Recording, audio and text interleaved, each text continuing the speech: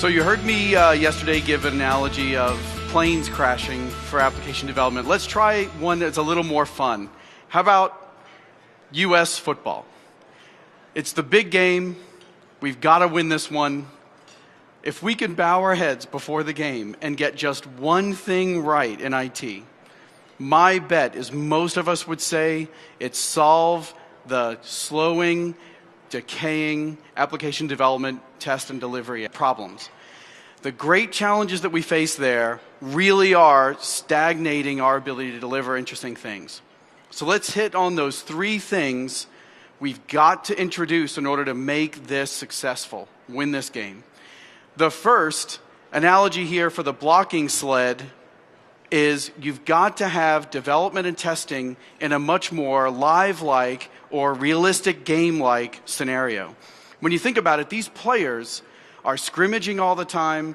They're hitting the blocking sleds. They're doing all of the things pre-game to make it feel just like the real game. But in software, we don't have that notion, do we? We are always working in systems that are very unlike production. Our software goes to production and misbehaves. But service virtualization fixes that problem. You could think of it as the blocking sled. You could think of it as scrimmaging in a very live-like game scenario. So you've got to have that service virtualization capability. The second is the notion of running plays. If you think about it, the coaching staff of the football team thinks of all the different activities that they need that team to perform on the field during game time, draws them out carefully, teaches the players their particular pieces, and runs through those plays so many times it becomes automatic. Everyone knows exactly what to do and exactly where to go and exactly what their role is. In software, our deployments are a mess of manual, one-time only, one-off type execution. We need deployment and promotion of software changes to be as automatic and as well-designed as the coaching staff running a play. So that's why we need continuous delivery. We need that solution that produces every one of those environments and promotes every one of those environments on command from the coaching staff. The third piece is that feedback loop.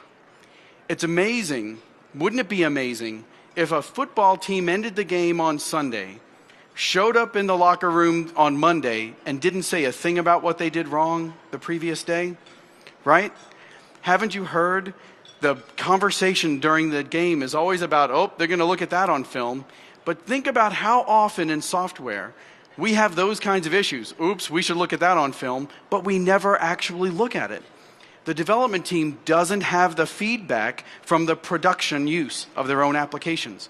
So we need to have the same notion in software. If we're going to do this every week, make these weekly releases, not only is a feedback loop important from the business about what to do next, but clearly from the previous deployment to production, we need to be learning from there too.